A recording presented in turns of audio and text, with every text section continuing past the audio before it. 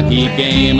Oh, the good old hockey game. All right, 8:52 here, Big 550 KTRS. Tampa Bay and St. Louis's Ben Bishop takes a 2-1 lead last night. Talk a little hockey. Good morning, Andy Strickland. Good morning, McGraw. Good morning, Kelly. Is Hockey Sense tonight? It is. It is tonight. It'll be Clark's? It'll be Clark's. You know, Cam Jansen's going to join me. Oh. You know, good friend. He's been around the St. Louis area for a long time. Yeah, St. Louis. The last couple of years with the New Jersey Devils. Is he still playing for the Devils? Yeah. Yeah, because he was traded, right? He signed with them as a free agent. Oh, okay. Yeah, so he was traded from New Jersey to St. Louis and then signed back with New Jersey. Is he playing a little more, or is he just... Well, he spent the last probably year, most of this season, if not all of it, to be honest with you, in the minors. But last year he was up with the team. He was up with the team a couple of years ago when they went to the Stanley Cup Finals. So you know what? When you look at Cam Jansen and the direction the game has gone in today, I mean, it really is incredible to think that he's been able to play as long as he has. All right, Cam Jansen, a St. Louisan who's playing in the NHL. Also another St. Louisan, Ben Bishop. I was watching the game last night, and I kept thinking that if the Tampa Bay Lightning win this Stanley Cup, that means the St. Louis Blues would have drafted and developed a Stanley Cup champion goalie. That would be true. That would be absolutely true. Ben Bishop's turning into a great story here. Not just throughout the course of the playoffs, but what he's doing right now in the finals, because, you know, in the previous game, he had entered the game, he had exited the game, he came back in, then he left the game, didn't even get the victory in Game 2 because of an apparent lower body injury. Now, the team's not saying what that injury is. Yesterday, it looked like he was really favoring that left knee, maybe a groin, much of the first half of the game. The second half, he looked to settle in. But when you think about what he's dealing with from an injury standpoint and still being able to focus and play at the level that he is, it's been an amazing story for Ben Bishop. Lower body, what they call it? Well, they call it lower body or upper body. Oh, okay. Now, there was some speculation that maybe he had an upset stomach, and that's why he was leaving the game and coming back and leaving again. So he's throwing up and then coming back? So would that be upper body, lower body? I don't even know what that would be. It'd be lower gastrointestinal something. But to take all those goalie pads off, go to the bathroom, and then put it all back in. How time-consuming is that? I know. You know, Ty Conklin, who used to play for the Blues, he was known during television timeouts to leave the ice to go to relieve himself back in the dressing room and still make it back in between the pipes before the television timeout expired. It was amazing stuff. It was like world record time for Ty Conklin. But I do think Bishop is dealing with an injury watching him play last night. All right, I was watching the game last night, and I don't know. I don't watch enough hockey, so I'm asking you the question. It just seemed like they were playing a different game last night. Well, they really are, okay, McGraw. I mean, you're seeing, you know, obviously the two best teams in the National Hockey League. I mean, Tampa Bay was a strong powerhouse in the Eastern Conference all year, and we all know what Chicago's done over the course of the last several years. The two fastest skating teams in the league. They're also extremely skilled, which is why we're seeing it be as entertaining as it has been. So it's not just I'm not making it up. Are they playing differently because it's Stanley Cup Finals? Or are they playing differently because they just have superior speed and finesse and everything else? Well, I think it's a combination of the two, because in the Stanley Cup Finals, the deeper you go in the playoffs, the better the game becomes, the quicker the game becomes.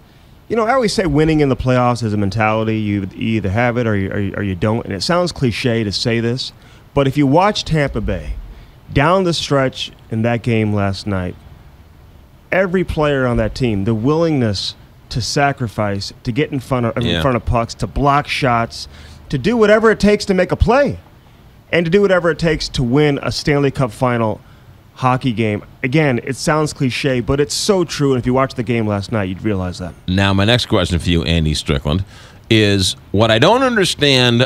What I understand about baseball is that a strike in July is a strike in October, right? Yeah. But in hockey, a holding call or a pushing or a shoving or a high sticking is one thing in January, and it's something else in June. Yeah, and we're seeing that a little bit also in the NBA Finals. You know, a lot of controversy the other night with some, fouls that weren't called. Right. When LeBron James had the ball deep in the post, he can't even get a call. Now, this is the best player in the world, and he's not even getting a call in the NBA. But there's no doubt in the NHL. You see the games, especially as we go further into the finals, it's going to take a lot more than But I don't understand that. I mean, it just doesn't make any sense. You know, and again, if you're going to two-hand somebody over the head, if you're going to take a liberty, intent to injure an opposing player, you're going to get called. There are still penalties being called. but at the same time, it's being called a lot looser probably than what we're typically used to seeing. All right. So Tampa Bay's up 2-1. Yeah. What are you thinking going Well, forward? Chicago's got to get their big guns going. I mean, Chicago played their best period of hockey in the first period last night, and they only scored 1 goal. All right, Patrick Kane, the best player on earth, along with Jonathan Taves. These guys have yet to score a goal in the finals. You got to figure at some point in time, those 2 guys are going to get going. Marian Hossa has yet to score. Duncan Keith has yet to score a goal. So they're getting some contributions right now from secondary players. Chicago's been in this position before, being down 2-1 in the previous series against Anaheim, and they haven't had their big guns get going yet. You'd think they would at some point. I think this thing, like I thought going into the series, is headed for a 7-game series. I blame Joel Quenneville. Clearly the guy isn't coaching right. Do you? Yeah. I mean, they've got no defense right now. I don't know what I'm talking about. They're basically playing 4 Sounded good to me. defensemen. They're basically playing 4 defensemen as it is because of an injury in a previous round to Michael Roosevelt. And last night, Johnny Aduya, he was slew-footed from behind. Real dangerous play. He was what? What from behind? Slew-footed. What does that mean? Well, you just someone kicked his skate out from behind. Real dangerous play. Yeah. I mean, you talk about dangerous. That's certainly so. Johnny Aduya, who's Swedish, left the game for a little while because he was hurt. So they were basically down to 3 defensemen.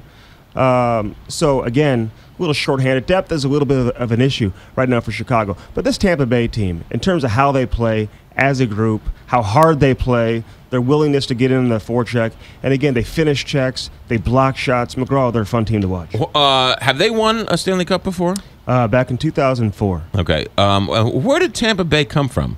They were an expansion team. Oh, really? Yeah, they were an expansion team back in the early 90s. How, I think 92. Are they well attended down in Tampa Bay? Oh, my God. I mean, it is one of the best places to watch an NHL game. Really? In the league. They have an incredible facility, Amalie Arena. Their scoreboard is about the size of what you find in Cowboy Stadium down there in Texas. It is an incredible atmosphere, and they've gotten really into it. People say, you can't say Florida's not a hockey town. I don't care what market you're in. In the Stanley Cup Finals, people are going to come out. They're going to rally around the hometown team. But this fan base does it during the regular season as well. I learned something the other day. The last time the Warriors were in the NBA Finals, the Ice Follies took precedence over the NBA Finals, and the Warriors had to move their home games. Wow, that was 1975. 1975, the Ice Follies took precedence. Now Garth Brooks is moving so that the Tampa Bay Lightning can play in the Stanley Cup Finals. How about that? Yeah. What are the Ice Follies? It was a precursor to Ice Capades. Oh, okay. With Muppets and dancing and Dorothy Hamill and all that type of stuff. Yeah. Wow. All right. Andy Strickland, I got 8 seconds. Anything else? Well, tonight also Joe Fresta is going to join me live at O.B. Clark's, talk about that new project in Fenton with this new ice arena they're supposed to be building. So we'll have fun tonight at 7 o'clock at O.B. Clark's. 9 o'clock, St. Louis. ABC News, I'm Doug Limerick from Congress to a